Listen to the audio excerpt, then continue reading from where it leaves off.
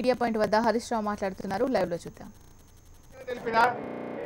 కఠినంగా చర్యలు తీసుకుందాము, ఎట్టి పరిస్థితుల్లో గవర్నర్ ప్రసంగాన్ని ఎవరికి కూడా అడ్డు తగలొద్దు అని బీఏసీ సమావేశంలో ఆల్ పార్టీల సమక్షంలో మనం నిర్ణయం తీసుకున్నాం.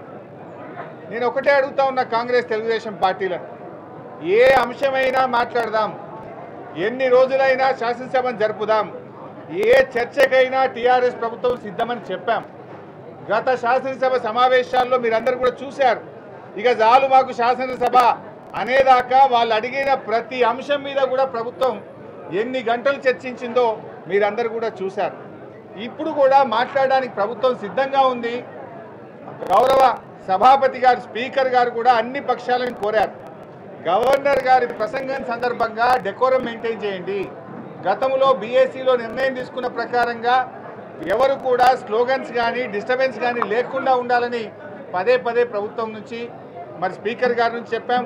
గత బీఏసీలో కూడా చెప్పినప్పటికీ కూడా ఈరోజు స్లోగన్లు ఇచ్చి నిరసన చెప్పేటువంటి ప్రయత్నం చేయడం ఇది చాలా దురదృష్టకరం. ఈ యొక్క కాంగ్రెస్ తెలుగుదేశం పార్టీల వైఖరిని తీవ్రంగా మేము ఖండిస్తూ ఉన్నాం. ఈరోజు మేము ఎందుకు అడగదలుచుకున్నామంటే, మేము ఏదైనా వద్దానమ్మా, గవర్నర్ గారి ప్రసంగం తర్వాత రేపు ధన్యవాదాలు చెప్పే దాంట్లో మీరు ఎంతసేపు అయినా మాట్లాడచ్చు. మీరు చెప్పాలనుకున్న ఏ అంశమైనా మీరు చెప్పడానికి అవకాశం ఉంది.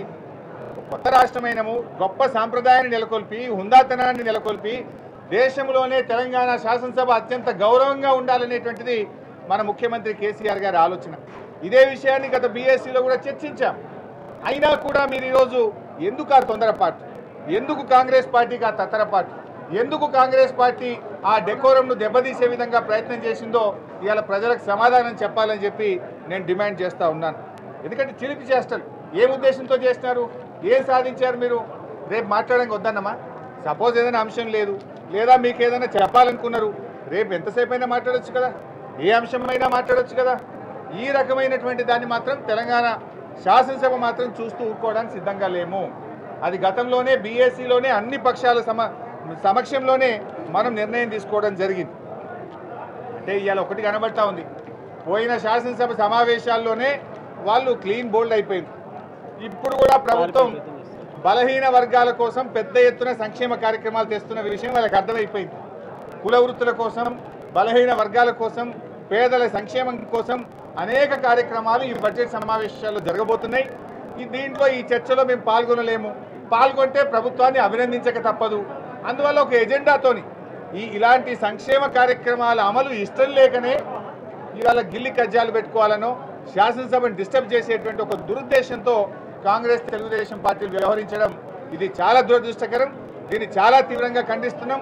వీళ్ళు ఎందుకు ఈరోజు ఆ స్లోగన్స్ ఇచ్చి నిరసనలు చెప్పినారో ప్రజలకు సమాధానం చెప్పాలని చెప్పి నేను డిమాండ్ చేస్తున్నా. ఎందుకంటే మీరు చర్చించండి, ఏ అంశమైనా మాట్లాడండి, ఎన్ని రోజులైనా మాట్లాడండి, మీరు ఏది మాట్లాడినా ప్రభుత్వం సమాధానం చెప్పడానికి సిద్ధంగా ఉంది అని పదే పదే చెప్పాం. ఆచరణలో కూడా గత సభలో చూపించాం. అయినా కూడా సభ యొక్క డెకోరాన్ని, హుందాతనాన్ని స్పీకర్ గారు కూడా నిన్న అన్ని పక్షాలకు కూడా ఫోన్ చేసి ప్రత్యేకంగా వారు కోరారు. నిన్న మొన్న కూడా డెకోరం దెబ్బతీయొద్దు, హుందాతనాన్ని నిలబెడదాం, పార్లమెంట్లో ఉండే సాంప్రదాయాలను మనము కూడా మన శాసనసభలో గౌరవిద్దామని చెప్పినప్పటికీ కూడా వారు వ్యవహరించడాన్ని చాలా చాలా తీవ్రంగా మేము ఖండిస్తా ఉన్నాం. కాంగ్రెస్ పార్టీ తనంతలో తానే పారిపోయే ప్రయత్నం చేస్తూ ఉంది.